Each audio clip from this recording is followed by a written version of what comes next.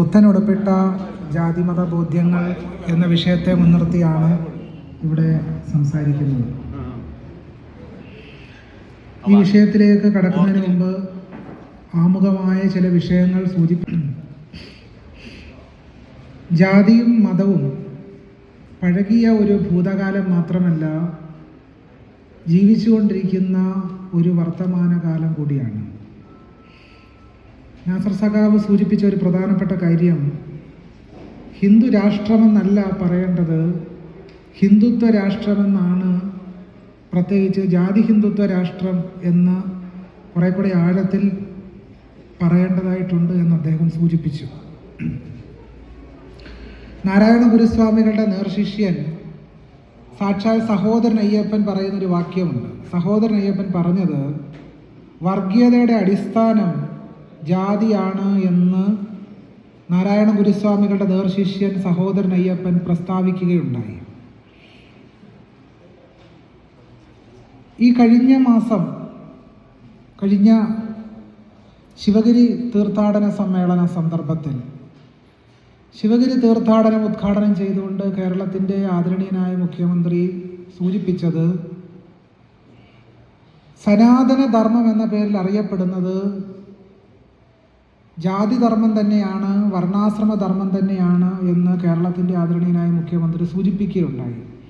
ഇതിവിടെ പറയാൻ കാരണം, സനാതന ധർമ്മം എന്ന പേരിൽ, വർണ്ണാശ്രമ ധർമ്മം എന്ന പേരിൽ പുത്തൻ ഉടുപ്പിട്ട് ഹിന്ദുത്വഭാസം നമ്മുടെ മുമ്പിൽ വന്നു നിൽക്കുകയാണ്.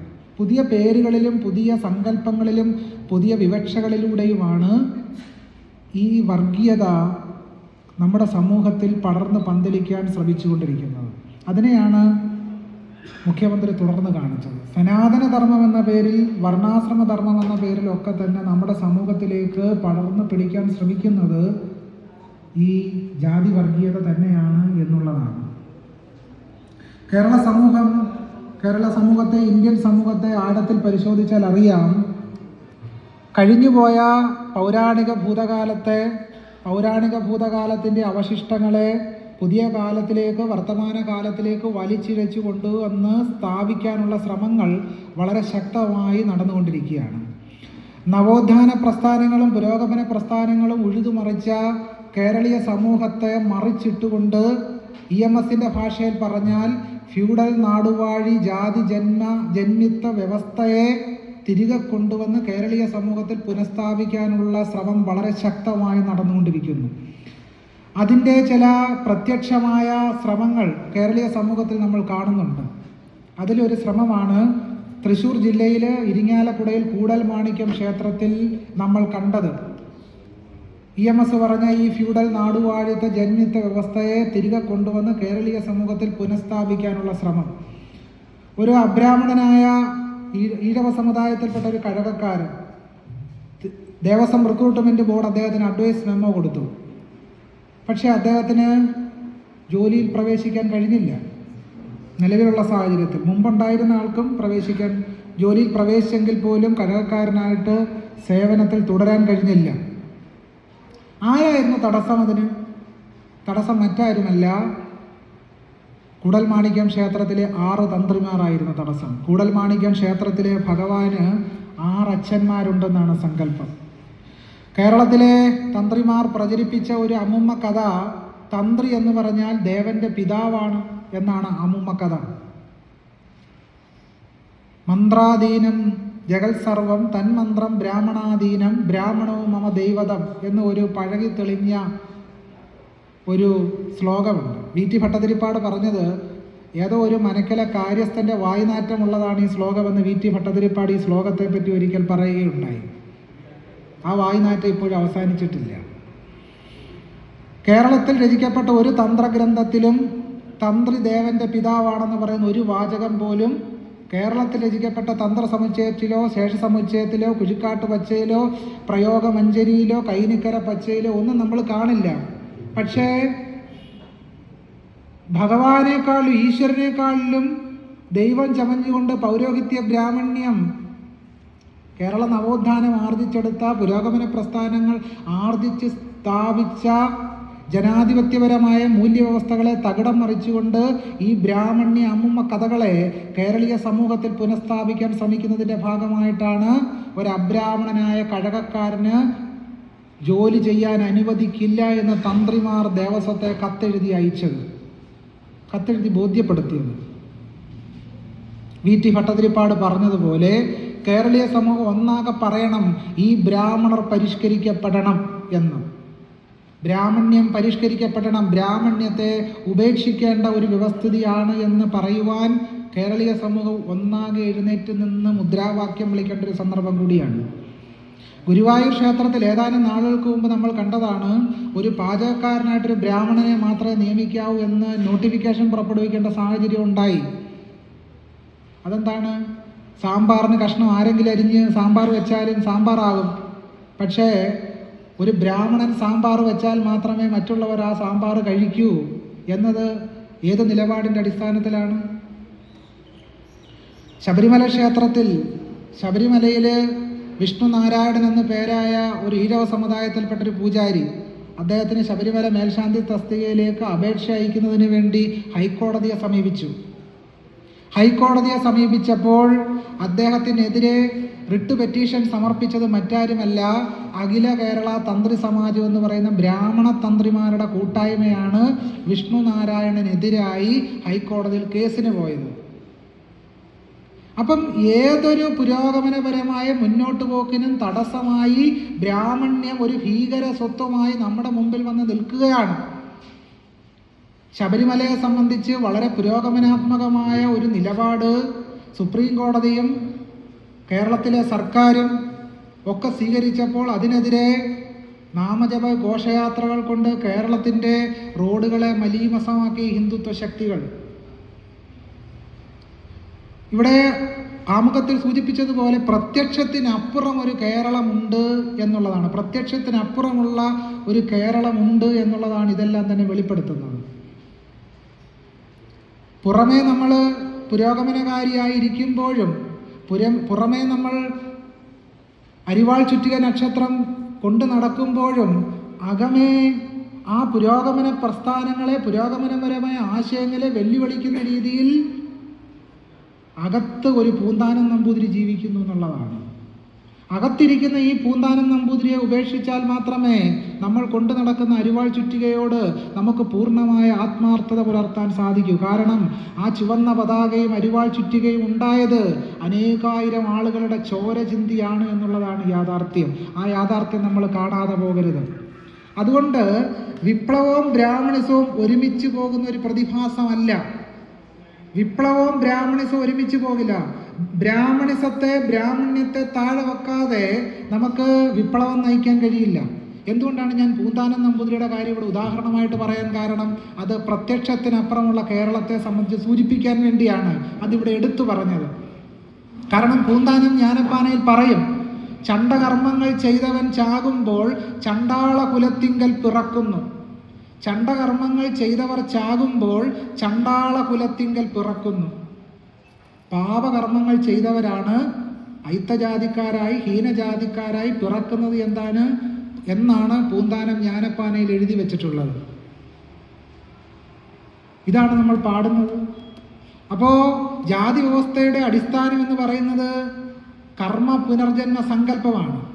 കഴിഞ്ഞ ജന്മത്തിൽ ചെയ്ത പാപകർമ്മത്തിൻ്റെ ഫലമായിട്ടാണ് ഈ ജന്മത്തിൽ ഒരാൾ ദാരിദ്ര്യം അനുഭവിക്കുന്നത്, കഷ്ടപ്പാട് അനുഭവിക്കുന്നത്, സ്ത്രീയായി ജനിക്കുന്നത്, അധകൃതനായി പിറക്കുന്നത് എന്നൊക്കെയാണ് പൂന്താനം പറയുന്നത്.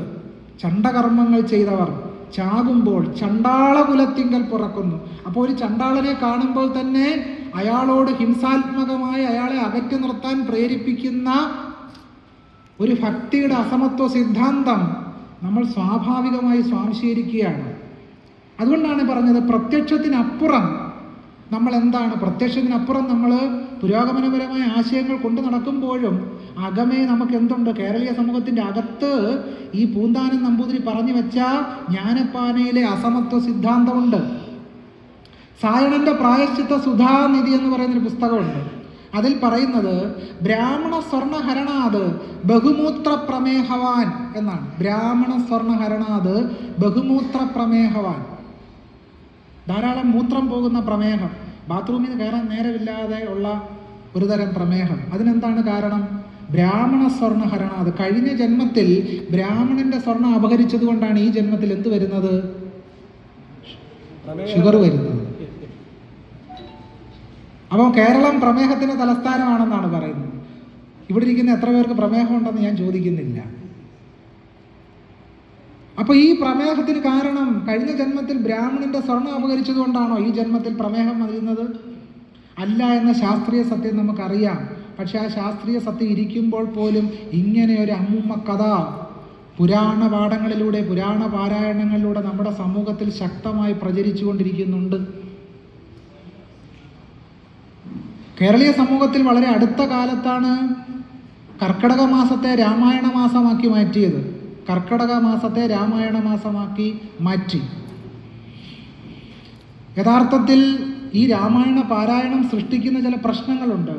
അത് യഥാർത്ഥത്തിൽ മതനിരപേക്ഷമായ ഒരു കേരളീയ ജീവിതത്തിൻ്റെ അടിത്തറയ്ക്ക് ദുർബലത സൃഷ്ടിക്കുന്നു എന്നുള്ളതാണ്. അതെങ്ങനെയാണ്? ബാലകാണ്ഡം തുടങ്ങുമ്പോൾ തന്നെ പറയും, കാരണഭൂതന്മാരാം ബ്രാഹ്മണരുടെ ചരണാരുണാംബുജ ലീനവാംസു സഞ്ചയം മമ ചേതോദർപ്പണത്തിൻ്റെ മാലിന്യം അത് തീർത്ത് ചേതസി തെളിഞ്ഞിടുവാൻ വണങ്ങുന്നേൻ. ബ്രാഹ്മണരുടെ കാലിലെ പൊടി എൻ്റെ ഹൃദയത്തെ ശുദ്ധീകരിക്കണേന്ന് 5 തിരിയിട്ട് വിളക്ക് കത്തിച്ച് എല്ലാ ദിവസവും ഇരുന്ന് വായിക്കുക. ഈ വായനയിലൂടെ നമ്മൾ സ്വാംശീകരിക്കുന്ന ആശയം എന്താണ്? അത് ജനാധിപത്യ വിരുദ്ധവും മതനിരപേക്ഷ വിരുദ്ധവുമായ ഒരു ആശയത്തെയാണ് നമ്മൾ സ്വാംശീകരിച്ച് വെക്കുന്നത് ഈ പുരാണ പാരായണത്തിലൂടെ എന്നുള്ളതാണ് യാഥാർത്ഥ്യം. യഥാർത്ഥത്തിൽ ഇന്ത്യയിലെ ഇതിഹാസ പുരാണ പാരമ്പര്യങ്ങൾ അത് സംസ്കൃത സാഹിത്യത്തിലെ വായനയിലൂടെ കടന്നു പോകുമ്പോൾ പലപ്പോഴും അറിഞ്ഞോ അറിയാതെയോ ഈ ബ്രാഹ്മണ്യ ആശയങ്ങളെയാണ് അതിൻ്റെ പാരായണക്കാർ അറിഞ്ഞോ അറിയാതെയോ സ്വാംശീകരിക്കുക എന്നുള്ളത്. അപ്പോൾ വളരെ ക്രിറ്റിക്കലായ ഒരു എൻഗേജ്മെന്റ് ഇതിഹാസ പുരാണ പാഠങ്ങളുമായിട്ട് നമ്മൾ വെച്ചു പുലർത്തിയില്ലെങ്കിൽ നമ്മുടെ സഞ്ചാരം എങ്ങോട്ടായിരിക്കും? ചാണകക്കുഴിയിലേക്കായിരിക്കും എന്നുള്ള കാര്യത്തിൽ തർക്കത്തിന് അവകാശമില്ല. വളരെ ക്രിറ്റിക്കലായിട്ട് തന്നെ അതിനെ നോക്കേണ്ടി വരും. യഥാർത്ഥത്തിൽ ഇന്നത്തെ ഇന്ത്യ ഭരിക്കുന്ന ഹിന്ദുത്വ രാഷ്ട്രവാദികൾക്ക് അവർ ആശയം സ്വാംശീകരിക്കുന്നത് ഈ രാമായണത്തിൽ നിന്നും മഹാഭാരതത്തിൽ നിന്നുമൊക്കെയാണ്. അതുകൊണ്ട് അതിനെ ക്രിറ്റിക്കലായി തുറന്നു കാട്ടുന്നതിന് പകരം ആ ഗ്രന്ഥങ്ങളെ മതനിരപേക്ഷതയുടെ പാഠങ്ങളായി അവതരിപ്പിക്കുമ്പോൾ ചില പ്രശ്നങ്ങൾ സംഭവിക്കാനുള്ള സാധ്യതയുണ്ട്. 1-2 ഉദാഹരണങ്ങളിലൂടെ അത് വ്യക്തമാക്കാം. ഇപ്പോൾ ഉദാഹരണം പറഞ്ഞാൽ രാമനെ സംബന്ധിച്ച സങ്കല്പം. ത്യാഗരാജൻ പറയും രാമൻ ജഗദാനന്ദകാരകനാണെന്ന് പറയും. പക്ഷേ ത്യാഗരാജന് മാത്രമേ അത് പറയാൻ കഴിയൂ, കാരണം ത്യാഗരാജൻ ഒരു ബ്രാഹ്മണനാണ്. നാരായണ ഗുരുസ്വാമിക്ക് രാമൻ ജഗദാനന്ദകാരകനല്ല. കാരണം രാമനെപ്പറ്റി നാരായണ ഗുരുസ്വാമി പറഞ്ഞത് രാമാദികളുടെ കാലത്തായിരുന്നുവെങ്കിൽ നമുക്ക് ശംഭൂകന്റെ ഗതിയാകുമായിരുന്നു എന്നാണ് നാരായണ ഗുരുസ്വാമികൾ പറഞ്ഞത്. കോട്ടയത്തെ തിരുനക്കര മൈതാനത്ത് SNDPയുടെ വിശേഷാൽ യോഗം നടന്നപ്പോൾ പണ്ഡിറ്റ് മദൻ മോഹൻ മാളവ്യ പ്രസംഗിച്ചു. അദ്ദേഹം ഈഴവരോട് ആവശ്യപ്പെട്ടു, നിങ്ങളെല്ലാവരും രാമനാമം ജപിക്കണം, രാമനാമം ജപിക്കണമെന്ന് ആഹ്വാനം ചെയ്തപ്പോൾ സാക്ഷാൽ സഹോദരൻ അയ്യപ്പൻ രാവണാക്കി ജയ് വിളിച്ചുകൊണ്ട് മദൻ മോഹൻ മാളവ്യെ വെല്ലുവിളിക്കുകയാണ് ചെയ്തത്. അതിനുശേഷം സഹോദരൻ അയ്യപ്പൻ ഒരു ലേഖനം എഴുതി, മാളവ്യ വന്നു എന്ന് പറഞ്ഞ പേരിൽ ഒരു ലേഖനം എഴുതി.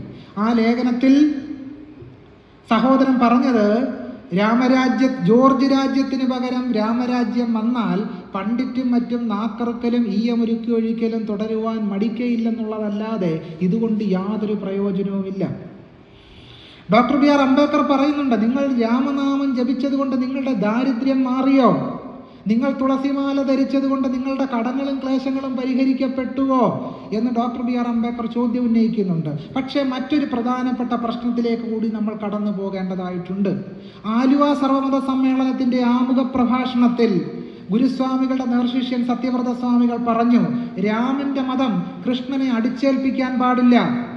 രാമകൃഷ്ണന്മാർക്ക് ഏതേത് മതങ്ങളിൽ വിശ്വസിക്കണോ ആ വിശ്വസിക്കാനുള്ള പശ്ചാത്തലം സൃഷ്ടിക്കുകയാണ് വേണ്ടത് എന്ന് സത്യവ്രത സ്വാമികൾ പറയുകയുണ്ടായി. എന്താണ് ഇതിൻ്റെ കാതൽ?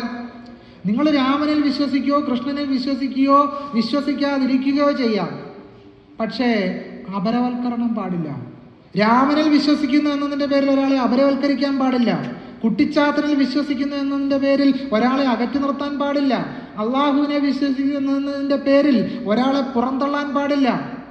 ആർക്കും ഏതു മതത്തിലും വിശ്വസിക്കുവാനും വിശ്വസിക്കാതിരിക്കുവാനുമുള്ള സ്വാതന്ത്ര്യമുണ്ട് എന്നുള്ളതാണ് ഇന്ത്യൻ മതനിരപേക്ഷതയുടെ അടിത്തറ.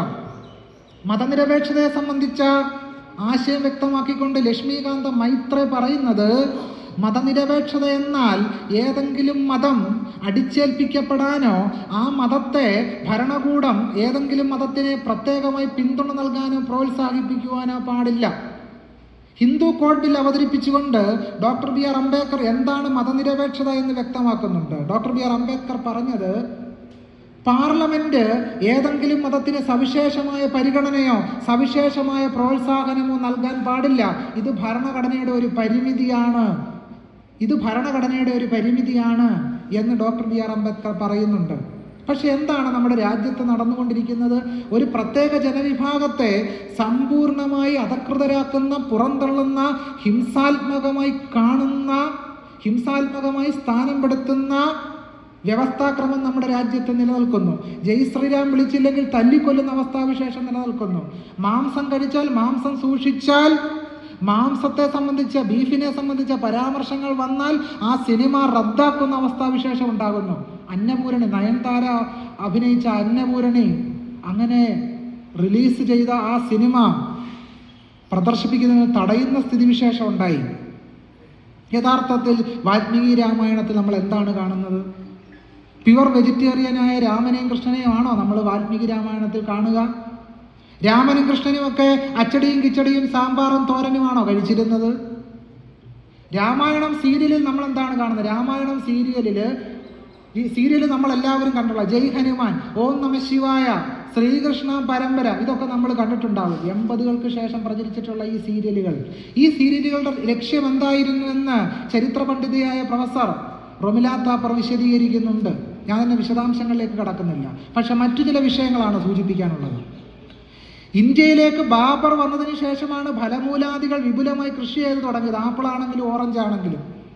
പക്ഷെ രാമായണ സീരിയലിൽ രാമന്റെ കാലത്ത് അയോധ്യ നഗരത്തെ ചിത്രീകരിക്കുമ്പോൾ, കൊട്ടാരം കാണിക്കുമ്പോൾ ഒരു തളികയിൽ ആപ്പിളും ഓറഞ്ചും ഒക്കെ ഇരിക്കുന്നതായിട്ടാണ് കാണുന്നത്. ഇതെന്താണ്? അയോധ്യയിൽ ആപ്പിൾ കൃഷി ഉണ്ടായിരുന്നു? അയോധ്യയിൽ ആപ്പിൾ കൃഷി ഉണ്ടായിരുന്നില്ല. ശ്രീകൃഷ്ണ പരമ്പരയിൽ ശ്രീകൃഷ്ണൻ ചപ്പാത്തി തിന്നുന്നതായിട്ട് നമ്മളെ കാണിക്കുന്നുണ്ട്. ചപ്പാത്തി ഉണ്ടാക്കണമെങ്കിൽ ഗോതമ്പ് വിപുലമായി കൃഷി ചെയ്യണം. അത്തരം കൃഷി സമ്പ്രദായത്തെ പറ്റിയുള്ള വിപുലമായ ചരിത്രപരമായ പുരാവസ്തുശാസ്ത്ര വിവരങ്ങൾ നമുക്ക് ലഭ്യമല്ല. സീത കാവി ധരിച്ചു എന്നാണ് സീരിയലിൽ നമ്മൾ കാണുന്നത്. എന്നാൽ കാവി ധരിച്ച ഒരു സീതയെ വാൽമീകി രാമായണത്തിൽ കാണാനേ ഇല്ല. സീത കാവി ധരിച്ചു എന്ന ഒരു വിവരണം പോലും വാൽമീകി രാമായണത്തിൽ ലഭ്യമല്ല. രാമനും സീതയും വനവാസത്തിനായി പോകുമ്പോൾ കൗസല്യ ബോധം കെട്ടു വീണു എന്ന് വാൽമീകി പറയുന്നുണ്ട്. പാംസു സ്നാനിതയായി തീർന്നു എന്നാണ് വാൽമീകി എഴുതിയിരിക്കുന്നത്. പാംസു സ്നാനിത, പാംസു എന്നാൽ മണ്ണ്, മണ്ണിൽ കുഴഞ്ഞവളായി, മണ്ണിൽ കുളിച്ചവളായി തീർന്നു കൗസല്യ. പുരാവസ്തുശാസ്ത്ര വിദഗ്ധനും ചരിത്ര പണ്ഡിതനുമായ സംഗാലിയ ഉന്നയിക്കുന്ന ഒരു ചോദ്യമുണ്ട്. സംഗാലിയ പറയുന്നത്, എന്തുകൊണ്ടാണ് കൗസല്യ മണ്ണിൽ കുഴഞ്ഞത്? കാരണം മറ്റൊന്നല്ല. കാരണം എന്താണ്? കൗസല്യ താമസിച്ച കെട്ടിടം പണിതിരിക്കുന്നത് ചുട്ട ഇഷ്ടിക കൊണ്ടല്ല, ചുടാത്ത ഇഷ്ടിക കൊണ്ടാണ്. പക്ഷെ നമ്മൾ രാമായണ സീരിയലിൽ കാണുന്നത് എന്താണ്? സ്വർണ്ണമയമായ കൊട്ടാരമാണ് നമ്മൾ കാണുന്നത്. പക്ഷെ യഥാർത്ഥത്തിൽ വാൽമീകി രാമായണത്തിൽ എന്താണ്? ഒരു സ്വർണ്ണമയമായ കൊട്ടാരവും ഇല്ല, കളിമണ്ണിൻ്റെ വീടാണ്. കളിമണ്ണിൻ്റെ വീട് സീരിയലിൽ വന്നപ്പോൾ എന്ത് സംഭവിച്ചു? വലിയ വലിയ കൊട്ടാരങ്ങളായി, എടുപ്പ് കെട്ടുകളായി. ഇതെല്ലാം മനുഷ്യർ വിശ്വസിക്കാനും തുടങ്ങി. കിഷ്കിന്ധയെ എങ്ങനെയാണ് കാണിച്ചത്? കിഷ്കിന്ധയെ ഇതുപോലെ തന്നെ വലിയ കൊട്ടാരക്കെട്ടായിട്ടാണ് കിഷ്കിന്ധയെ രാമായണ സീരിയലിൽ കാണിച്ചത്. പക്ഷേ വാൽമീകി രാമായണത്തിൽ കിഷ്കിന്ധ എന്ന് പറഞ്ഞാൽ എന്താണ്? ഒരു ചെറിയ പൊന്തക്കാടും ഒരു ചെറിയ ഗുഹയും, അത്രയേ ഉള്ളൂ വാൽമീകി രാമായണത്തിലെ കിഷ്കിന്ധ. ഗുഹകളുടെ ഒരു പ്രദേശം, ഗുഹകൾ കൂടിയ പൊന്തക്കാടുകൾ നിറഞ്ഞൊരു പ്രദേശമാണ് കിഷ്കിന്ധ എന്ന് വാൽമീകി രാമായണത്തിൽ പറയുന്നുണ്ട്. ഇനി വെജിറ്റേറിയനിസത്തെ സംബന്ധിച്ച് പറഞ്ഞാൽ, വനവാസത്തിന് പോകുന്ന സന്ദർഭത്തിൽ സീത ഗംഗയോട് പ്രാർത്ഥിക്കുന്നു, യക്ഷേ ത്വാം പ്രിയതാം ദേവി, അല്ലയോ യക്ഷി, നീ ഞങ്ങളിൽ പ്രീതിപ്പെടുക. വനവാസം കഴിഞ്ഞ് തിരിച്ചെത്തിയാൽ എന്ത് നൽകാം? സുരാഗട സഹസ്രേണ മാം സൗദനേന ച. വനവാസം കഴിഞ്ഞ് മടങ്ങിയെത്തിയാൽ, അല്ലയോ ഗംഗാദേവി, നിനക്ക് ഞങ്ങൾ സുരാഗട സഹസ്രേണ 1000 മദ്യകുംഭങ്ങൾ നൽകാം. മധ്യകുംഭങ്ങൾ നൽകാം. പിന്നെ മാംസോദനം നൽകാം. ഓദനം എന്ന് പറഞ്ഞാൽ ചോറ്, മാംസം എന്ന് പറഞ്ഞാൽ മാംസം എന്ന് തന്നെ. അപ്പം മാംസച്ചോറ് നൽകാം. എന്താണ് മാംസച്ചോറ്? എന്താണ് മാംസച്ചോറ്? കേട്ടില്ല? ബിരിയാണി. അപ്പൊ സീത ഗംഗയ്ക്ക് നേർന്ന വഴിപാട് എന്താണ്? അത് ചിക്കൻ ബിരിയാണിയോ ബീഫ് ബിരിയാണിയോ എന്നുള്ള കാര്യത്തിൽ തർക്കത്തിന് അവകാശമില്ല. എന്നിട്ട് വെജിറ്റേറിയൻ ഇസത്തെ ഉയർത്തിപ്പിടിക്കുകയാണ്. പമ്പാസരസിൽ നൗകയിലിരിക്കുമ്പോൾ രാമൻ സീതയ്ക്ക് ചുട്ടെടുത്ത മീനിനെ കൊടുക്കുകയാണ്. ഇത് നല്ലവണ്ണം മൊരിഞ്ഞതാണ്, ഇത് നല്ലവണ്ണം ചുട്ടെടുത്തതാണ്, ഇതൊന്ന് കഴിച്ചു നോക്കൂ. വാൽമീകി എഴുതുന്നു, സീതാ മാംസേന ഛന്തയൻ, സീതയെ മാംസം നൽകി രാമൻ സന്തോഷിപ്പിച്ചു എന്ന് വാൽമീകി എഴുതുന്നു. ഋഗ്വേദം പരിശോധിച്ചാൽ ഇന്ദ്രൻ ഏറ്റവും കൂടുതൽ ഇഷ്ടം ആടിന്റെ മാംസവും പശുവിന്റെ മാംസവുമാണ് എന്ന് ഋഗ്വേദം പറയും. ഗോമേധം, പശുവിന്റെ മാംസം ഹോമിക്കുന്ന പ്രധാനപ്പെട്ട ചടങ്ങിനെ പറ്റി ശതപഥ ബ്രാഹ്മണം ഉൾപ്പെടെയുള്ള ഗ്രന്ഥങ്ങളിൽ പരാമർശമുണ്ട്. പക്ഷെ കാര്യം ഇങ്ങനെ ഇരിക്കെ കേരളത്തെ വെജിറ്റേറിയൻ പാരമ്പര്യത്തിലേക്ക് മാറ്റുന്ന രീതിയിലുള്ള ഒരു പരിവർത്തനം നടന്നു കഴിഞ്ഞു. അതാണ് ഞാൻ പറഞ്ഞത്, പുറമേ നമ്മൾ പുരോഗമനപരമായിരിക്കുമ്പോഴും അകത്ത് ഈ വെജിറ്റേറിയനിസത്തിന്റെ ഒരു പാരമ്പര്യം നമ്മൾ മുറുകെ പിടിക്കുന്ന നിലയിലേക്ക് എത്തിച്ചേർന്നിട്ടുണ്ട് എന്നുള്ളതാണ് ഒരു പ്രധാനപ്പെട്ട കാര്യം. ഇത് നമ്മൾ തിരിച്ചറിയാതെ പോകരുത്. ഇതും കൂടി പരിഗണിച്ചുകൊണ്ട് മുന്നോട്ട് പോകുമ്പോഴാണ്, ഇത്തരം കാര്യങ്ങളെ വിമർശനാത്മകമായി പരിശോധിക്കുമ്പോഴാണ് നമുക്കൊരു ജനാധിപത്യ മതനിരപേക്ഷ കേരളത്തെ സൃഷ്ടിച്ചെടുക്കുവാൻ കഴിയുക. ഞാൻ ആദ്യം ഉന്നയിച്ച വിഷയത്തിലേക്ക് ഒന്നുകൂടി തിരിച്ചു വന്നാൽ, നാരായണ ഗുരുസ്വാമികൾ മതത്തെ പറ്റി പറയുന്നൊരു അഭിപ്രായമുണ്ട്. മതം എന്നാൽ അഭിപ്രായമാണ്. അതെങ്ങനെ ഇരുന്നാലും ആളുകൾക്ക് ഒരുമിച്ച് കൂടുന്നതിന് യാതൊരു തടസ്സവുമില്ല. മതപ്പോരുകൾ പാടില്ല. മതങ്ങൾ തമ്മിൽ എന്ത് പാടില്ല? മതപ്പോരുകൾ പാടില്ല. മതവിശ്വാസത്തിന്റെ പേരിൽ കലഹം പാടില്ല. 1925 സാക്ഷാൽ മഹാത്മാഗാന്ധി കേരളത്തിൽ ഗുരുവുമായി സംവദിക്കുന്നുണ്ട്. കേരളത്തിൽ വന്നപ്പോൾ ഗുരുസ്വാമികളോട് ഗാന്ധി ചോദിക്കുന്ന ചോദ്യം ഗുരുസ്വാമികളോട് ഗാന്ധി ചോദിച്ചത്, ഹിന്ദുമതം മോക്ഷത്തിന് പര്യാപ്തം തന്നെയോ സ്വാമി? ഹിന്ദുമതം മോക്ഷത്തിന് പര്യാപ്തം തന്നെയോ സ്വാമി? ഗുരു പറഞ്ഞ മറുപടി, അന്യമതങ്ങളിലും മോക്ഷമാർഗമുണ്ടല്ലോ, അന്യമതങ്ങളിലും മോക്ഷമാർഗമുണ്ടല്ലോ. ഹിന്ദുമതം പര്യാപ്തമാണെന്ന് ഗുരു പറഞ്ഞില്ല. എന്തുകൊണ്ടാണ് ഹിന്ദുമതം പര്യാപ്തമല്ല എന്ന് സ്വാമികൾ പറയാതിരുന്നത്? 25 മഹാനായ പത്രാധിപർ CV കുഞ്ഞിരാമനോട് ഗുരു പറഞ്ഞു, ഹിന്ദുമതമെന്നൊരു മതമേ ഇല്ലല്ലോ, ഹിന്ദുമതമെന്നൊരു മതമേ ഇല്ലല്ലോ. എന്തുകൊണ്ടാണ് ഗുരുസ്വാമികൾ ഹിന്ദു എന്ന് പറയുന്ന മതത്തിന്റെ സ്വത്വരൂപത്തെ അംഗീകരിക്കാതിരുന്നത്? കാരണം ഹിന്ദു എന്ന് പറയുന്ന മതത്തിന്റെ സ്വത്വരൂപത്തെ അംഗീകരിച്ചാൽ ആ മതം നിൽക്കുന്ന ജാതിമൂല്യ വ്യവസ്ഥകളെ കൂടി അംഗീകരിക്കേണ്ടതായിട്ട് വരും. അതുകൊണ്ടാണ് ഗുരുസ്വാമികൾ ഹിന്ദു എന്ന് പറയുന്ന മതസ്വത്വത്തെ അംഗീകരിക്കാതിരിക്കുകയും ആർക്കും എന്തും വിശ്വസിക്കാനുള്ള സ്വാതന്ത്ര്യത്തെ തുറന്നു കൊടുക്കുകയും ചെയ്തത്.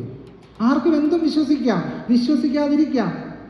മതത്തെ വ്യക്തിപരമായ ആധ്യാത്മിക ബോധമായി ഗുരു ചുരുക്കുകയും സംഘടിത മതബോധ്യമായി മാറുന്നതിൽ നിന്ന് ഗുരു തടയുകയും ചെയ്തു. അതുകൊണ്ടാണ് ഗുരു പറഞ്ഞത്, നാം ജാതിമതഭേദങ്ങൾ വിട്ടിട്ട് ഇപ്പോൾ ഏതാനും സംവത്സരങ്ങൾ കഴിഞ്ഞിരിക്കുന്നു എന്ന് ഗുരുസ്വാമികൾ പറയുന്നതിന് കാരണം അതാണ്. രണ്ടാമത്തെ കാരണം, എങ്ങനെയാണ് എല്ലാവർക്കും മോക്ഷത്തിനുള്ള ഒരു പദവി ഹിന്ദുമതത്തിലെ ഗ്രന്ഥപാഠങ്ങൾ നൽകുന്നുണ്ടോ? ഇവിടെ സൂചിപ്പിച്ചൊരു പ്രധാന വിഷയം കൂടി ഇതിലൂടെ നമ്മൾ ചേർത്ത് വായിക്കേണ്ടതുണ്ട്. ഹിന്ദു മതവും ഹിന്ദുത്വവും, ഇത് നമ്മൾ വളരെ വ്യക്തമായി തിരിച്ചറിയേണ്ട ഒരു കാര്യമാണ്. ഗുരുസ്വാമികൾ വിശ്വാസത്തിന്റെ ബഹുസ്വര പാരമ്പര്യത്തെ ഉയർത്തിപ്പിടിച്ചു. അതിൽ കുട്ടിച്ചാത്തനുണ്ട്, രാമനുണ്ട്, കൃഷ്ണനുണ്ട്, കാളിയുണ്ട്, കൂളിയുണ്ട്, ചാമുണ്ടിയുണ്ട്, ഏത് തരത്തിലുള്ള വിശ്വാസ പാരമ്പര്യങ്ങളും അവിടെ നിലനിൽക്കുന്നുണ്ട്. പക്ഷേ അതിനൊരു മതസ്വത്വമായി ഗുരു അംഗീകരിച്ചില്ല. കാരണം ആർക്കും എന്തും വിശ്വസിക്കാം. ആ വിശ്വാസത്തിന്റെ ബഹുസ്വരതയെ ഗുരു ഉയർത്തിപ്പിടിച്ചു എന്നുള്ളതാണ് പ്രധാനപ്പെട്ട കാര്യം. അങ്ങനെ ഉയർത്തിപ്പിടിക്കുന്നതിന് വേണ്ടി ഗുരുവിന് സാധിച്ചത് അപരപ്രിയം എന്ന് പറയുന്ന തത്വമാണ്. അപരനു വേണ്ടി അഹർനിശം പ്രയത്നം, കൃപണത വിട്ട് കൃപാലി ചെയ്തിടുന്നു, കൃപണൻ അധോമുഖനായി കിടന്നു ചെയ്യുന്ന അപജയ കർമ്മം അവനു വേണ്ടി മാത്രമാകും. അപ്പം അപരനിലേക്ക് തുറക്കുന്ന ഒരു പന്താവ് ഗുരു വെട്ടിത്തെളിച്ചെടുത്തു. അതാണ് അപരപ്രിയം. ആ അപരപ്രിയം ഗുരുവിൻ്റെ തത്വദർശനത്തിൻ്റെ അകക്കാമ്പായിരിക്കുന്നത് കൊണ്ടാണ് ഗുരുവിനെ സംബന്ധിച്ച് അന്യമതങ്ങളിലും മോക്ഷമാർഗമുണ്ട് എന്ന് ഗുരുവിനെ പറയാൻ പ്രേരിപ്പിക്കുന്നത്. പക്ഷേ ഇങ്ങനെ അന്യമതങ്ങളിലെ മോക്ഷമാർഗത്തെ പിൻപറ്റുന്നതിൽ നിന്നും തടയുന്ന രീതിയിലേക്ക് അന്യമത വിദ്വേഷം കേരളീയ സമൂഹത്തിൽ വളരെ ശക്തമായി വേര് പിടിച്ചിട്ടുണ്ട്. മതവിദ്വേഷം, ജാതിവിദ്വേഷം വളരെ ശക്തമായിട്ട് വേര് പിടിച്ചിട്ടുണ്ട്. ആ ശക്തമായി വേര് പിടിച്ചതിൻ്റെ ഉദാഹരണമാണ് കൊച്ചിയിൽ ഒരു ക്ഷേത്രത്തിൽ കണ്ടത്. കൊച്ചിയിൽ ഒരു ക്ഷേത്രത്തിൽ സ്ഥിരം പൂജിച്ചുകൊണ്ടിരുന്ന ബ്രാഹ്മണ പൂജാരിക്ക് പകരം ഒരു ദളിത് പൂജാരി കൊച്ചിയിലെ ക്ഷേത്രത്തിൽ വന്നു. പറവൂരാണ് സംഭവം. പൂജാരിയുടെ കയ്യിൽ നിന്ന് പ്രസാദം വാങ്ങിക്കാതെ ആ പൂജാരിയെ അധിക്ഷേപിച്ചുകൊണ്ടാണ് ഭക്തൻ മടങ്ങിയത്. എത്രമാത്രം ഹിംസാത്മകമാണ് ഈ അവസ്ഥാവിശേഷം എന്ന് ആലോചിച്ച് നോക്കൂ. ജാതിബോധ്യങ്ങളെ ഉപേക്ഷിച്ചു എന്ന് പറയുമ്പോൾ പോലും ആ ജാതിമൂല്യം ടി കെ മാധവൻ വൈക്കം സത്യാഗ്രഹത്തിൻ്റെ സന്ദർഭത്തിൽ പറഞ്ഞതുപോലെ ആവർത്തിക്കുകയാണ് ചെയ്തത്. എന്താണ് ടി കെ മാധവൻ വൈക്കം സത്യാഗ്രഹത്തിൻ്റെ സന്ദർഭത്തിൽ പറഞ്ഞത്? ടി കെ മാധവൻ പറഞ്ഞു, വൈക്കത്തെ പൊതുവഴികളിൽ നിന്ന് തീണ്ടലും തൊടിയിലും അവസാനിച്ചിരിക്കുന്നു. പക്ഷേ ആ തീണ്ടലും തൊടിയിലും വൈക്കത്തെ ശ്രീകോവിലിൽ വളരെ സുരക്ഷിതമായിട്ട് നിലനിൽക്കുകയാണ് എന്നാണ് ടി കെ മാധവൻ പറഞ്ഞത്. ടി കെ മാധവൻ പറഞ്ഞിട്ട് 100 കൊല്ലം കഴിഞ്ഞപ്പോഴും വൈക്കത്തെ ശ്രീകോവിലിൽ തീണ്ടലും തൊടിയിലും സുരക്ഷിതമായിട്ടുണ്ട്. ഇല്ലേ? ഇപ്പോഴും വൈക്കത്തെ ശ്രീകോവിലിൽ ആര് തന്നെയാണ് പൂജിക്കുന്നത്? ഒരു ബ്രാഹ്മണൻ തന്നെയാണ് പൂജിക്കുന്നത്. എന്തുകൊണ്ടാണ് ഒരു അബ്രാഹ്മണൻ വൈക്കത്തെ പൂജാരിയായി വരാത്തത്? എന്തുകൊണ്ടാണ് ശബരിമലയിൽ ഒരു അബ്രാഹ്മണൻ പൂജാരിയാകാത്തത്? എന്തുകൊണ്ടാണ് ഗുരുവായൂർ ക്ഷേത്രത്തിൽ ഒരു അബ്രാഹ്മണൻ പൂജാരിയാകാത്തത്? എന്തുകൊണ്ടാണ് ചോറ്റാനിക്കര ഭഗവതി ക്ഷേത്രത്തിൽ ഒരു അബ്രാഹ്മണൻ പൂജാരിയാകാത്തത്? എന്താണതിന് തടസ്സം? നവോത്ഥാനം ഉഴുതുമറിച്ച മണ്ണല്ലേ കേരളം.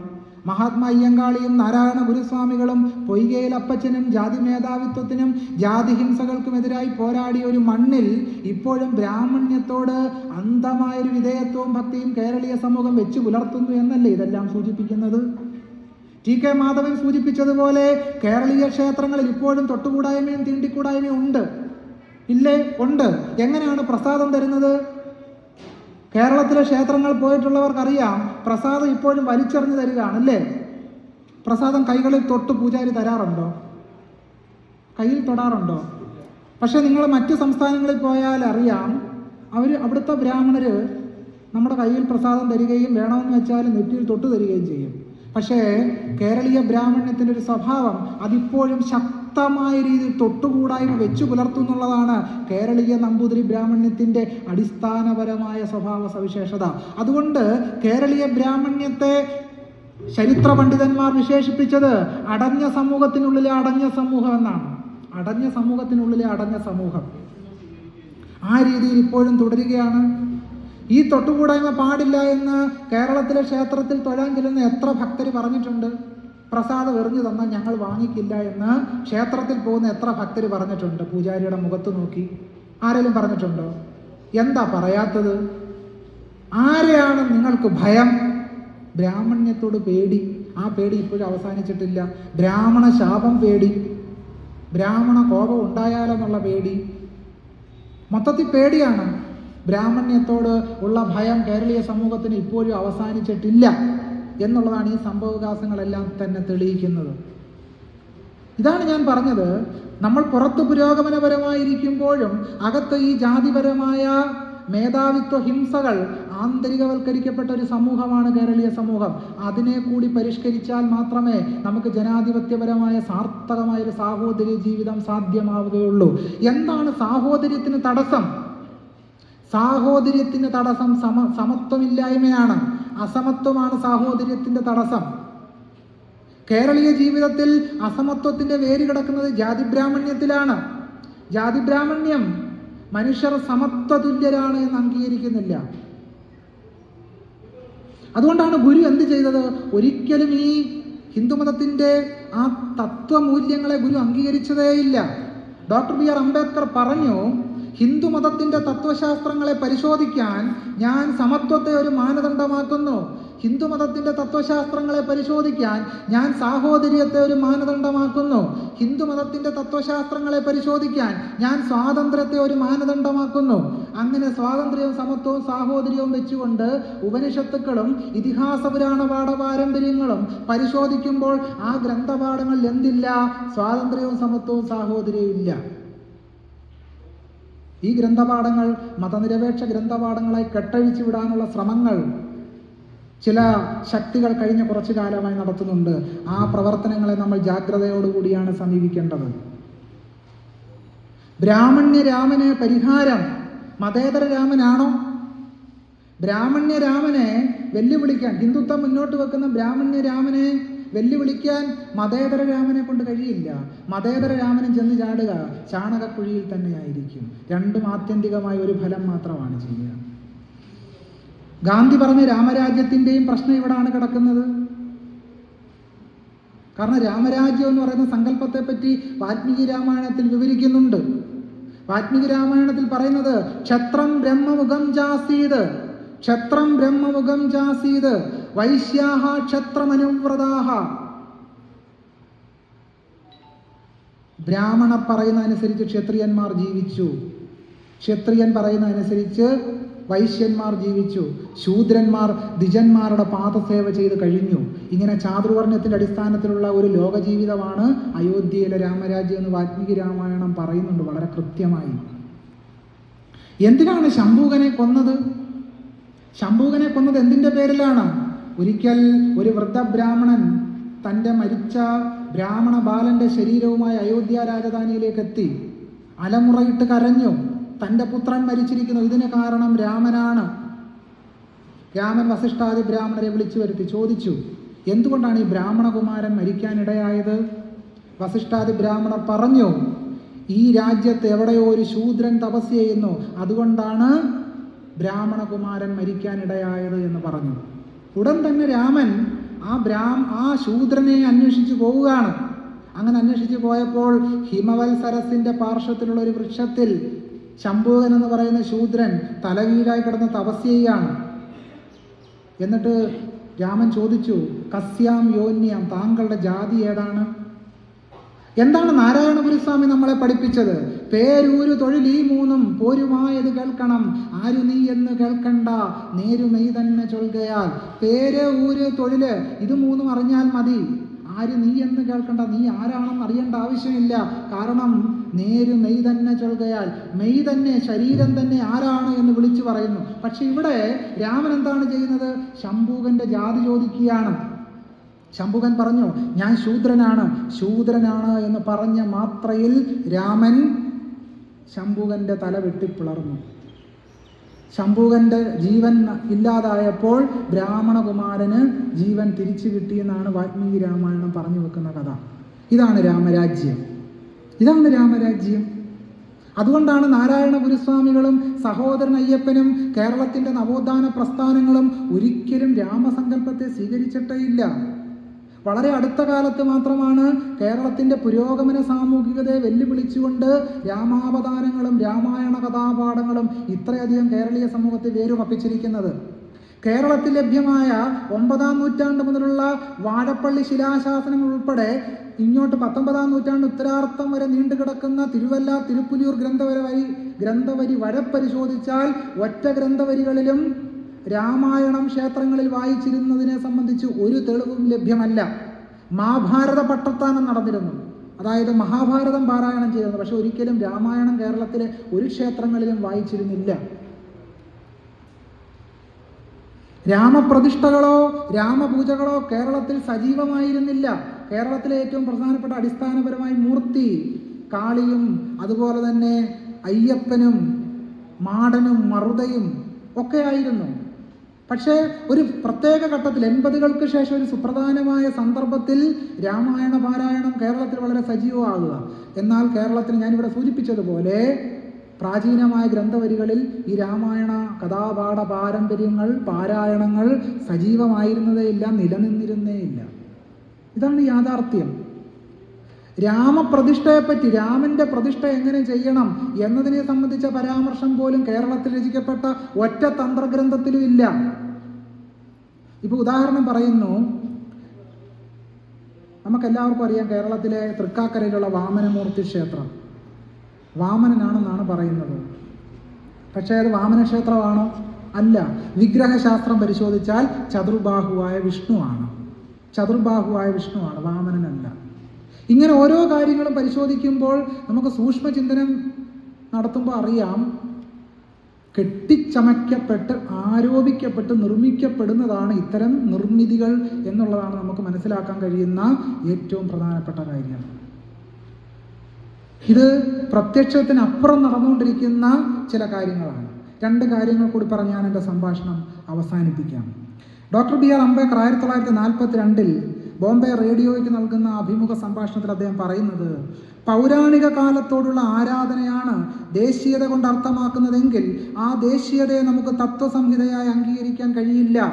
മരിച്ചവരുടെ ജീവനുള്ള വിശ്വാസം ജീവനുള്ളവരുടെ മരിച്ച വിശ്വാസമായി മാറാൻ നമുക്ക് അനുവദിക്കാനാകില്ല. ഇതാണ് മരിച്ചുപോയൊരു വിശ്വാസത്തെ, ഇല്ലാതായൊരു വിശ്വാസത്തെ, പൗരാണികമായ സങ്കല്പത്തെ ആധുനിക മനുഷ്യരുടെ ജീവിതത്തിൽ പ്രതിഷ്ഠിക്കുന്ന ഒന്നായി ദേശീയത മാറിത്തീർന്നിരിക്കുന്നു. ദേശീയത വേട്ടയാടാൻ ഇറങ്ങിയിരിക്കുകയാണ്. അത് ജനാധിപത്യത്തിന്റെ പേരിലും മതനിരപേക്ഷതയുടെയും പേരിലാണ് ഹിംസാത്മകമായ ഹിന്ദുത്വ ദേശീയത നമ്മുടെ സമൂഹത്തിൽ പടർന്നു പിടിച്ചിരിക്കുന്നത്. ശശി തരൂര് അദ്ദേഹത്തിന്റെ ദേശീയതയുടെ ഉത്കണ്ഠ എന്ന് പറയുന്ന പുസ്തകത്തിൽ പറയും, ഹിന്ദു സന്യാസിയായ ആദിശങ്കരനാണ് ഏകത എന്ന ഇന്ത്യൻ കാഴ്ചപ്പാട് ആദ്യമായി അമൂർത്തമാക്കിയത്. അപ്പൊ ഇന്ത്യയെ ഏകത്വം പഠിപ്പിച്ചത് ആരാണ്? അത് ശങ്കരാചാര്യരാണെന്നാണ് ശശി തരൂര് ദേശീയതയുടെ ഉത്കണ്ഠയിൽ എഴുതുന്നത്. യഥാർത്ഥത്തിൽ ശങ്കരാചാര്യര് ഇന്ത്യയുടെ ദേശീയതയ്ക്ക് ഐക്യം പകർന്ന ആളാണോ? അല്ല.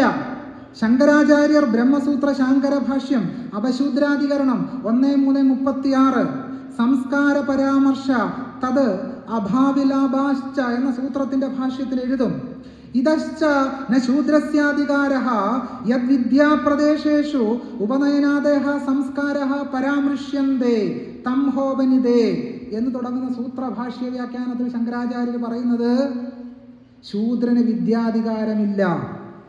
അദ്ദേഹം പറയും, ഇതശ്ചന ശൂദ്രസ്യ അധികാരഃ യദസ്യ സ്മൃതേഹേ, ശൂദ്രന് അധികാരമില്ല എന്ന് സ്മൃതിയിൽ പറഞ്ഞിരിക്കുന്നു. ശ്രവണാധ്യയനാർത്ഥ പ്രതിഷേധോ ഭവതി, അതുകൊണ്ട് വേദം കേൾക്കുന്നതിൽ നിന്നും ശൂദ്രനെ തടയുന്നു. വേദശ്രവണ പ്രതിഷേധഃ തദർത്ഥജ്ഞാനാനുഷ്ഠാനയോശ്ച പ്രതിഷേധഃ ശൂദ്രസ്യ സ്മര്യതേ, വേദം കേൾക്കാൻ പാടില്ല എന്ന് പറഞ്ഞിരിക്കുന്നത് കൊണ്ട് തന്നെ ശൂദ്രൻ വേദം മനസ്സിലാക്കുന്നതിൽ നിന്നും തദനുബന്ധമായ അനുഷ്ഠാനങ്ങളിൽ നിന്നും ശൂദ്രനെ വിലക്കിയിരിക്കുന്നു. പറഞ്ഞതാരാണ്? ശങ്കരാചാര്യരാണ്. ശ്രവണ പ്രതിഷേധസ്താവത്, കേൾക്കരുതെന്ന് പറയുന്നത് എന്തുകൊണ്ടാണ്? അധഹാസ്യ വേദമുപസൃണ്ണത സ്ത്രഭുജതുഭ്യാം ശ്രോത്ര പ്രതിപൂരണം ഇതി പദ്യുഹവ ഏതശ്മശാനം യത് ശൂദ്രസ്തസ്മാത് ശൂദ്രസമീപേനാധ്യേതവ്യം ഇതിച്ഛ. എന്താണ് ശങ്കരൻ പറഞ്ഞത്? വേദം കേൾക്കുന്ന ശൂദ്രന്റെ ചെവിയിൽ ഈയമുരുക്കി ഒഴിക്കണം.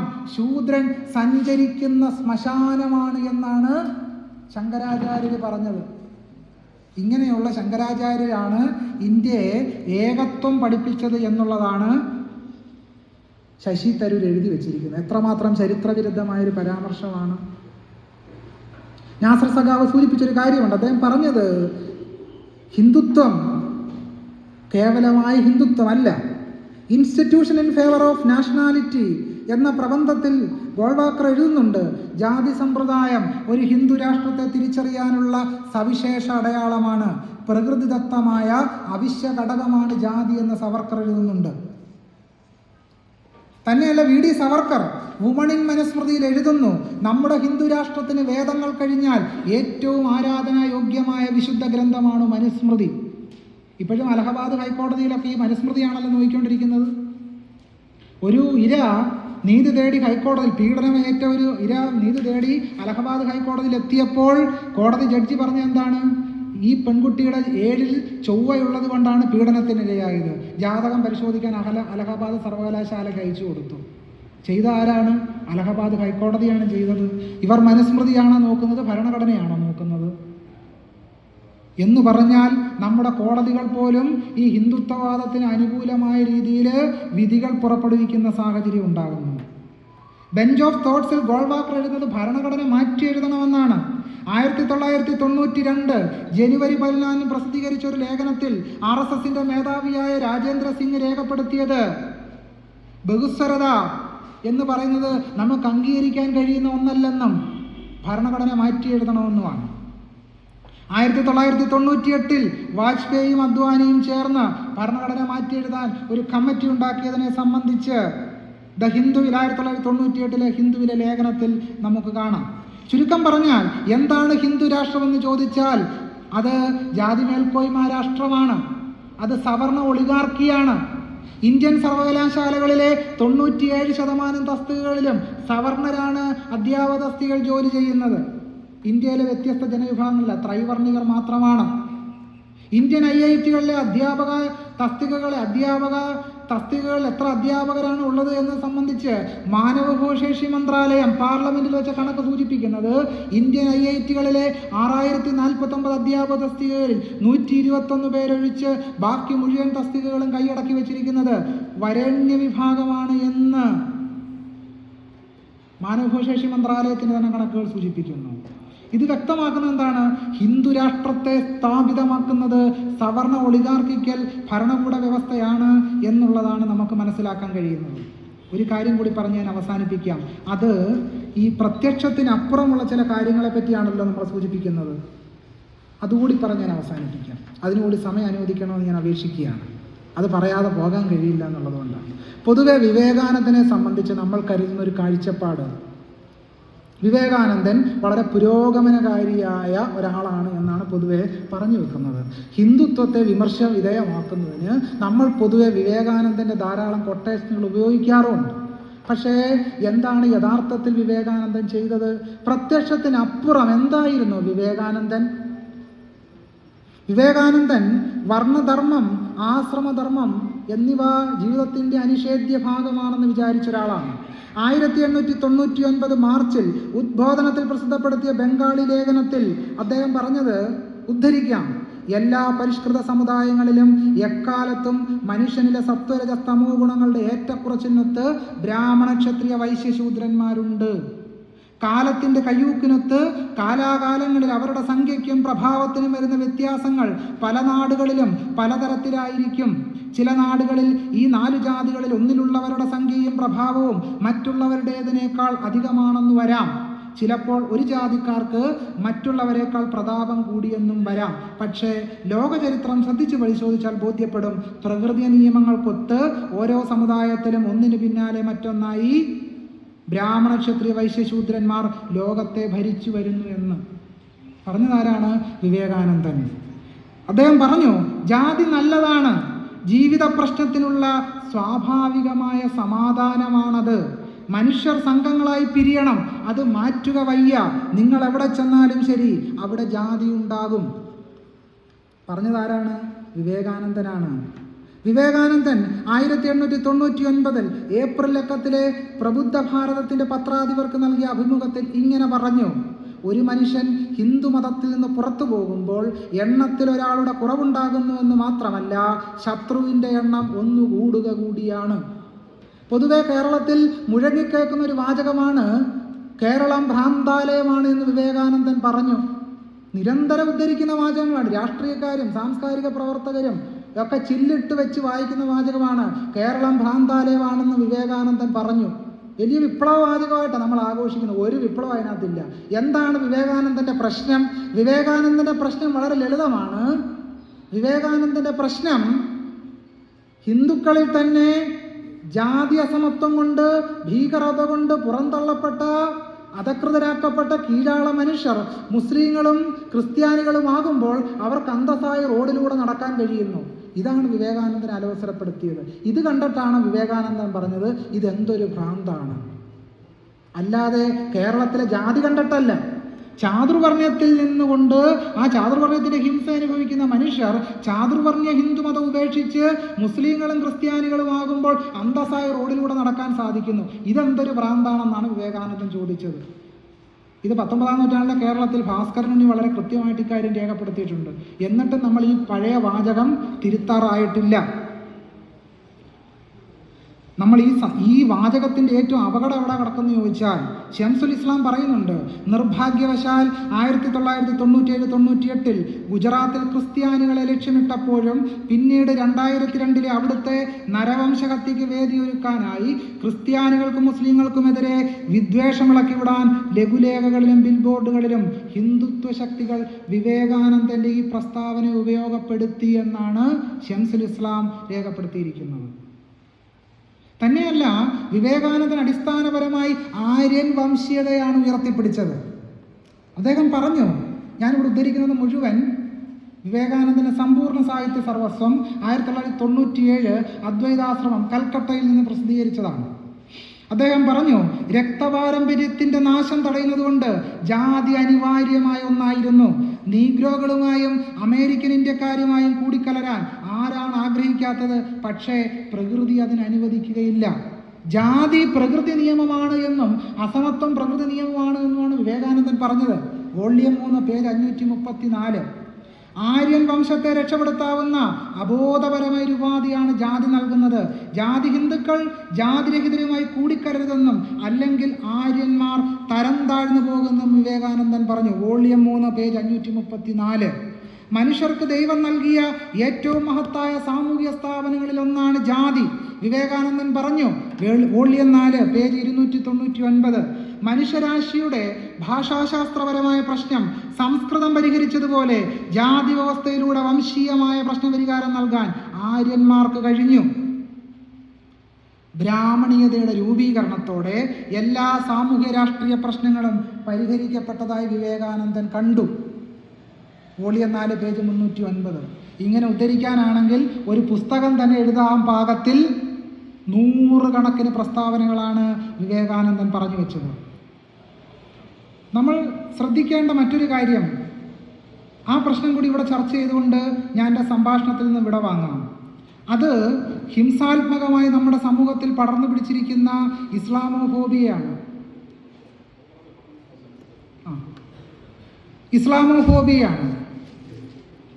ഔറംഗസേബുമായി ബന്ധപ്പെട്ട വിവാദം നമ്മുടെ എല്ലാം ശ്രദ്ധയിലുള്ളൊരു കാര്യമാണ്. മഹാരാഷ്ട്രയിൽ ദേവേന്ദ്ര ഫഡ്നാവിസ് ഈ വിവാദം ഉടലെടുത്ത സന്ദർഭത്തിൽ പറഞ്ഞത്, we all think alike that the term must be demolished, but some things must be done legally as it is a protected structure. It was made a protected structure by the former Congress regime എന്നാ പറഞ്ഞത്. അതായത് നിയമപരമായ വഴികളിലൂടെ ഔറംഗസേബിൻ്റെ കുടീരം പൊളിച്ചു നീക്കാമെന്നാണ് മഹാരാഷ്ട്ര മുഖ്യമന്ത്രി ദേവേന്ദ്ര ഫഡ്നവിസ് പറഞ്ഞത്. എന്താണ് ഇതിവിടെ പറയാൻ കാരണം? ഇതിവിടെ പറയാൻ കാരണം ഹിന്ദുത്വ രാഷ്ട്രവാദികൾ ഔറംഗസേബിനെയും ശിവജിയെയും ടിപ്പുവിനെയും കേന്ദ്രമാക്കിക്കൊണ്ട് മനുഷ്യർക്കിടയിൽ വെറുപ്പിൻ്റെയും വിദ്വേഷത്തിൻ്റെയും വിത്തുകൾ പാകുന്നു എന്നുള്ളതാണ്. ഔറംഗസേബിനെ ക്രൂരനായി ചിത്രീകരിച്ചുകൊണ്ട് മുസ്ലിങ്ങളെയാണ് യഥാർത്ഥത്തിൽ ക്രൂരനായി ചിത്രീകരിക്കുന്നത്.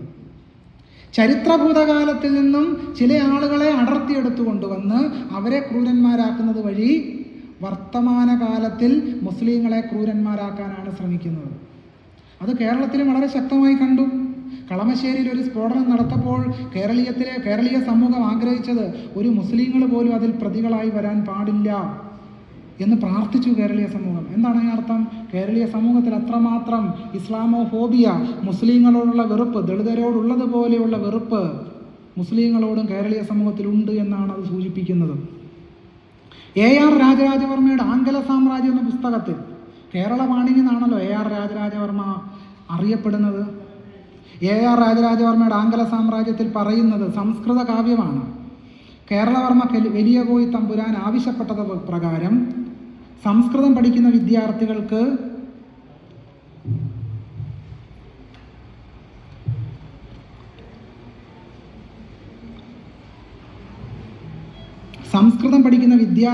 പഠിക്കുന്നതിന് വേണ്ടിയാണ് AR രാജരാജവർമ്മ ആംഗല സാമ്രാജ്യം എഴുതിയത്. ആ ആംഗല സാമ്രാജ്യത്തെ പറയുന്നത് മുസ്ലിങ്ങൾ കാലുകുത്തിയപ്പോൾ കേരള ഭൂമി അശുദ്ധമായി എന്നാണ് ആരെഴുതിയത്? കേരളവാണി എന്നറിയപ്പെടുന്ന AR രാജരാജവർമ്മ എഴുതി പിടിപ്പിച്ചത്. ടിപ്പു രാവണനാണ് എന്നും ബ്രിട്ടീഷുകാർ രാമനാണ് എന്നുമാണ് ARൻ്റെ കണ്ടുപിടുത്തം. ഇതാണ് പ്രത്യക്ഷത്തിനപ്പുറം. കേരളപാണിനി എന്ന ബിംബത്തിനപ്പുറം ഇസ്ലാമോഫോബിക്കായ മുസ്ലിങ്ങളോട് വെറുപ്പുള്ള ഒരു AR രാജരാജവർമ്മയെ നമുക്ക് ആംഗല സാമ്രാജ്യത്തിൽ കാണാം. മുസ്ലിങ്ങളും ഔറംഗസേബും ഇൻവേഡേഴ്സ് ആണെന്ന് ആരോപിക്കുന്നവർ ആര്യന്മാരുടെ ഇന്ത്യയിലേക്കുള്ള കുടിയേറ്റ ചരിത്രം അംഗീകരിക്കുന്നില്ല. അജ്മീറിലെ സൂഫി സിദ്ധനായ മൊയ്നുദ്ദീൻ ചിശ്തിയുടെ ദർഗ ശിവക്ഷേത്രമായിരുന്നു എന്നാണ് ഹിന്ദുത്വർ വാദിക്കുന്നത്. ഗ്യാൻവാപ്പിയിൽ പള്ളി നിർമ്മിച്ചിരിക്കുന്നത് ഔറംഗസേബ് തകർത്ത വിശ്വേശ്വര ക്ഷേത്രത്തിന് മുകളിലാണെന്നും ഹിന്ദുത്വർ പ്രചരിപ്പിക്കുന്നു. ഈ പ്രചാരണത്തെ സഹായിക്കുന്ന വിധത്തിൽ ASI സർവേ റിപ്പോർട്ടിൽ ഗ്യാൻവാപ്പിയിൽ ഒരു പുരാതന ക്ഷേത്രം നിലനിന്നിരുന്നതായി രേഖപ്പെടുത്തിയിരിക്കുന്നു. UP-യിലെ സംബാലിലെ ഷാഹി ജമാ മസ്ജിദ് ഭഗവാൻ കൽക്കിക്കായി സമർപ്പിച്ചിരുന്ന ഹരിഹർ മന്ത്രായിരുന്നുവെന്നും 16-ാം നൂറ്റാണ്ടിൽ ഈ പള്ളി ക്ഷേത്രം തകർത്ത് ബാബർ നിർമ്മിച്ചതാണ് എന്നുമാണ് ഹിന്ദുത്വരുടെ വാദം. ഇത് നമ്മൾ ഓരോന്നും പരിശോധിക്കേണ്ടതാണ്. രാജ്യത്തെ ഹിന്ദുരാഷ്ട്രമാക്കി മാറ്റുന്നതിന് വേണ്ടി പേരുകൾ തന്നെ മാറ്റി. ഔറംഗാബാദിൻ്റെ പേര് ഛത്രപതി സംഭാജി നഗർ എന്നാക്കി. സംഭാജിയുടെ ഒരു ചാക എന്ന് പറയുന്ന സിനിമ ഇറങ്ങിയിട്ടുണ്ട് ഹിന്ദിയിൽ. ആ സിനിമയിൽ കാണിക്കുന്നത് സംഭാജിയെ ക്രൂരനായി കൊലപ്പെടുത്തുന്ന ഔറംഗസേബിൻ്റെ ചിത്രീകരണമാണ് ഈ ചാക എന്ന് പറയുന്ന സിനിമ. സിംഹക്കുട്ടി എന്നാണ് ചാക എന്ന വാക്കിൻ്റെ അർത്ഥം. ഈ സിനിമയിലെ സംഭാജിയുടെ ക്രൂരമായ കൊലയുടെ രംഗം ഭീകരമായ രീതിയിൽ, ഹിംസാത്മകമായ രീതിയിൽ വാട്സപ്പ് റീലുകളായി, ഇൻസ്റ്റാഗ്രാം റീലുകളായി, ഫേസ്ബുക്ക് റീലുകളായി മഹാരാഷ്ട്രയിൽ എങ്ങും പ്രചരിച്ചു. ആ പ്രചരിച്ചതിൻ്റെ ഏതാനും ദിവസങ്ങൾക്കകമാണ് ഹിന്ദുത്വവാദികളുടെ നേതൃത്വത്തിൽ ഔറംഗസേബിൻ്റെ കുടീരത്തിനടുത്തേക്ക് പ്രക്ഷോഭം നടക്കുകയും അത് പൊളിച്ചു നീക്കാനുള്ള ശ്രമങ്ങൾ, വളരെ യത്നങ്ങൾ വരെ നടക്കുന്ന നിലയിലേക്ക് എത്തിയത്. യഥാർത്ഥത്തിൽ ആരായിരുന്നു സംഭാജി? ശിവജിയുടെ മകനാണ് സംഭാജി, നമുക്കറിയാം. പക്ഷേ ഈ സംഭാജി ഔറംഗസേബുമായി ചേർന്ന് സ്വന്തം പിതാവിനെതിരെ യുദ്ധം ചെയ്ത ആളാണെന്നുള്ള കാര്യം നമ്മൾ പൊതുവെ ഓർക്കാറില്ല, അല്ലെങ്കിൽ ആ ചരിത്രം ഹിന്ദുത്വവാദികൾ പറയാൻ ആഗ്രഹിക്കുന്നില്ല. ഒസ്മനാബാദിൻ്റെ പേര് ധാരാശിവ് എന്നാക്കി. അഹമ്മദ് നഗറിൻ്റെ പേര് അഹല്യ നഗർ എന്നാക്കി. അലഹബാദിൻ്റെ പേര് പ്രയാഗ്രാജ് എന്നാക്കി. മുഗൾ സാറായിയുടെ പേര് പണ്ഡിറ്റ് ദീൻദയാൽ ഉപാധ്യായ നഗർ എന്നാക്കി. ജാതി വ്യവസ്ഥ നല്ലതാണെന്നും ചാതുർവർണ്ണ്യം തിരികെ കൊണ്ടുവരണമെന്നും പറഞ്ഞ ആളാണ് പണ്ഡിറ്റ് ദീൻദയാൽ ഉപാധ്യായ, മറന്നു പോകരുത്. മലപ്പുറത്ത് വയനാട്ടിലൊരു സ്ഥലത്തിൻ്റെ പേര് ഗണപതി വട്ടമാക്കണമെന്നാണ് നമ്മുടെ ഒരു കക്ഷി പറഞ്ഞത്. കേരളത്തിലെ ഒരു കക്ഷി ഗണപതി വട്ടമാക്കണമെന്ന്. ഇങ്ങനെ യഥാർത്ഥത്തിൽ നമ്മൾ കാണുന്നത് പോലെ പ്രത്യക്ഷത്തിനപ്പുറത്ത് ശിവജി ഒരു മുസ്ലിം വിരുദ്ധനായിരുന്നു, ഔറംഗസേബ് ഒരു ഹിന്ദു വിരുദ്ധനായിരുന്നു. ഇതാണ് നമ്മൾ പരിശോധിക്കേണ്ടത്. ശിവജി അങ്ങനെ നോക്കിയാൽ ഒരു മുസ്ലിം വിരുദ്ധനായിരുന്നില്ല. അസംഖ്യം മുസ്ലിങ്ങളെ ശിവജി തൻ്റെ നാവികസേനയിലും മറ്റ് സേവനങ്ങളിലും നിയമിച്ചിരുന്നു. 1659 കൊല്ലപ്പെട്ട അഫ്സൽ ഖാന്റെ ശവസംസ്കാരം ശിവജി സമ്പൂർണ്ണ സൈനിക ബഹുമതികളോടെ നടത്തുകയും ഖാന്റെ ശവകുടീരത്തിൻ്റെ സംരക്ഷണത്തിനായി ഫണ്ട് അനുവദിക്കുകയും ചെയ്തിരുന്നു. ഇസ്ലാം മതത്തിലേക്ക് പരിവർത്തനം ചെയ്ത ഹിന്ദുക്കളുമായി ശിവജി സഹകരിച്ചിരുന്നു. അവരോട് യാതൊരു വിമുഖതയും പുലർത്തിയിരുന്നില്ല. ശിവജിയുടെ സൈന്യത്തിൽ 13 പ്രമുഖ മുസ്ലിം കമാൻഡർമാരും സേനാ നായകന്മാരും ഉണ്ടായിരുന്നു.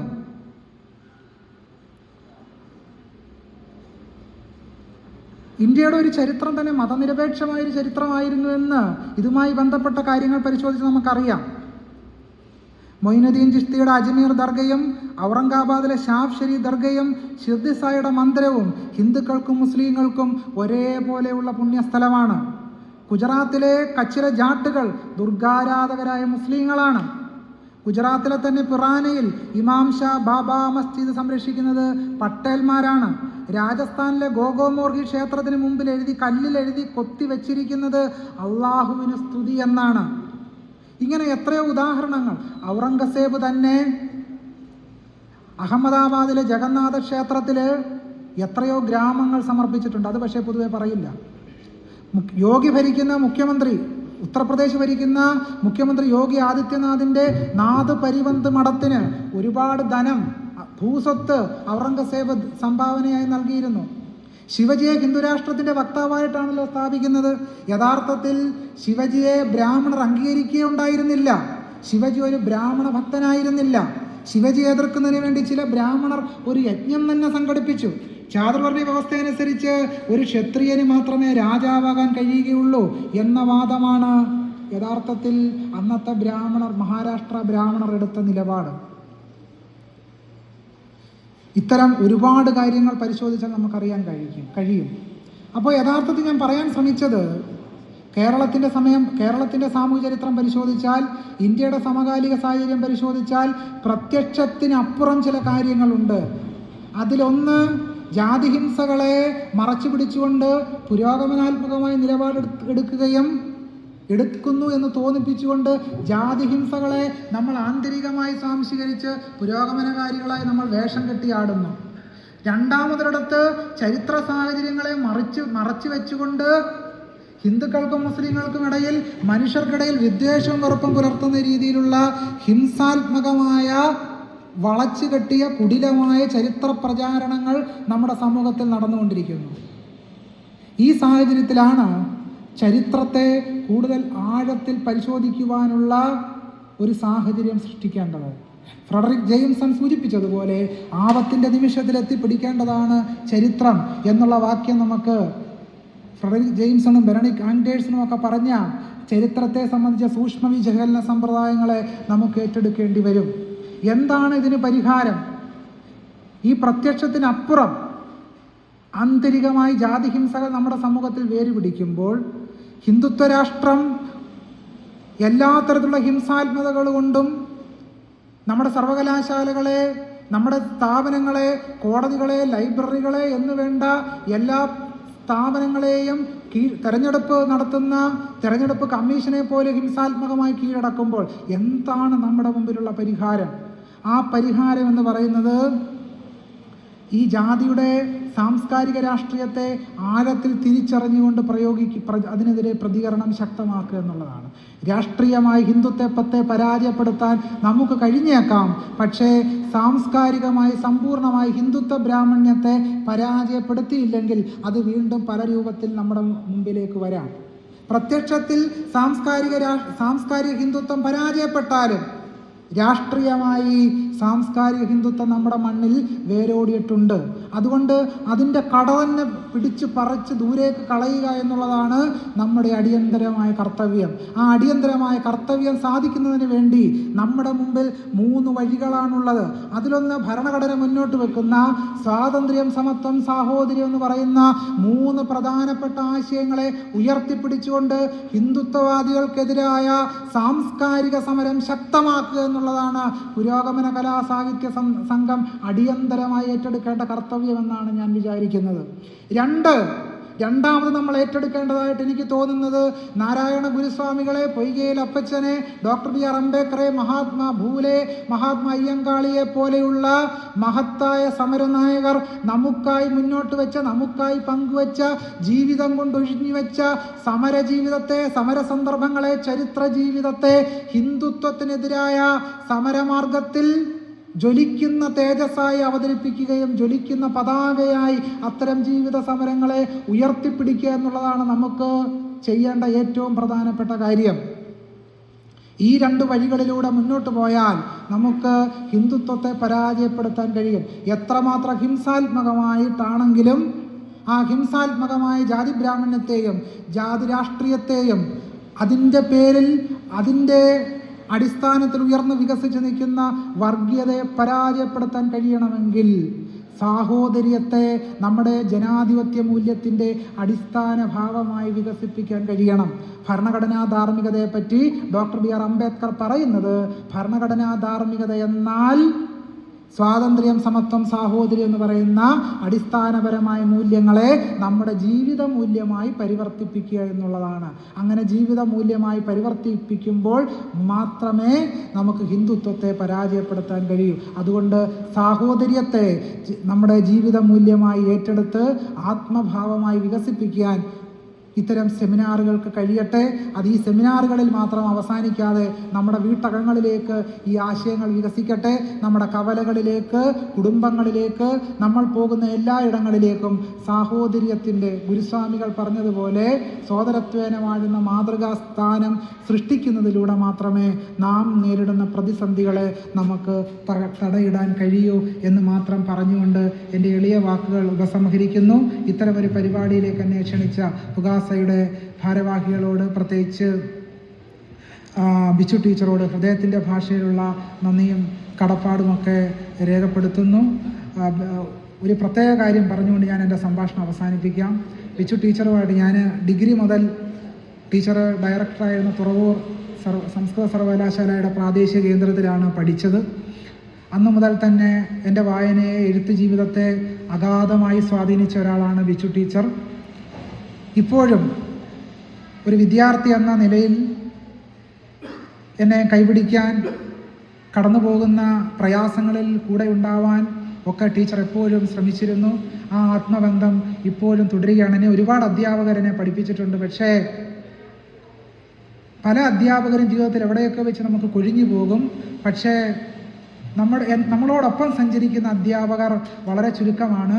അങ്ങനെ പറയുകയാണെങ്കിൽ എൻ്റെ ജീവിതത്തിനോടൊപ്പം ഇപ്പോഴും സഞ്ചരിച്ചു കൊണ്ടിരിക്കുന്ന ഒരു പ്രധാനപ്പെട്ട ശ്രേഷ്ഠ വ്യക്തിത്വമാണ് ബിച്ചു ടീച്ചർ. ടീച്ചറോടുള്ള സവിശേഷമായ എൻ്റെ സ്നേഹവും ആദരവും കടപ്പാടും നന്ദിയും ഒക്കെ ഞാൻ ഈ വേദിയിൽ പ്രകടിപ്പിക്കുകയാണ്. ധാരാളമായി വായിക്കാൻ എന്നെ പ്രേരിപ്പിച്ചിട്ട ടീച്ചറാണ്. ഒരു സമയം പോലും വെറുതെ ഇരിക്കാതെ ലൈബ്രറിയിൽ പോയി വായിക്കാൻ, പുസ്തകങ്ങൾ എടുക്കാൻ, അത് ചിന്തകൾ മുന്നോട്ട് നയിക്കാൻ ഒക്കെ ധാരാളമായ പ്രോത്സാഹനം നൽകിയ ഒരാളാണ് ടീച്ചർ. എൻ്റെ വിദ്യാർത്ഥി കാലത്ത് തന്നെ ഒരർത്ഥത്തിൽ പറഞ്ഞാൽ അഭിനവഗുപ്തൻ പറയുന്നൊരു കാര്യമുണ്ട്, ഊർധ്വോർദ്ധമാരു ഹ്യദർത്ഥ തത്വം ദീപശ്യതി ശ്രാന്തിമവേദയന്തി. നമ്മളിങ്ങനെ ഓരോ പടിയും കടന്ന് മുന്നോട്ട് പോവുകയാണ്. ആ പടികൾ കടക്കാൻ യഥാർത്ഥത്തിൽ വിദ്യാർത്ഥികളെ പ്രേരിപ്പിക്കുന്ന, വിദ്യാർത്ഥികൾക്ക് മാർഗദർശനമായിട്ടുള്ള, വിദ്യാർത്ഥികളെ തങ്ങളെപ്പോലെ തന്നെ കാണുന്ന, അവരെ ആദരിക്കുന്ന അധ്യാപകരുണ്ടാവുക എന്നുള്ളതാണ്. അത്തരമൊരു അധ്യാപികയാണ് എന്നെ സംബന്ധിച്ച് ബിച്ചു ടീച്ചർ. ടീച്ചറോടുള്ള സ്നേഹം ഒരിക്കൽ കൂടി ഈ വേദിയിൽ ഞാൻ പ്രകടിപ്പിക്കുന്നു. നിങ്ങൾക്കെല്ലാവർക്കും എൻ്റെ സ്നേഹാഭിവാദ്യങ്ങൾ. നന്ദി, നമസ്കാരം.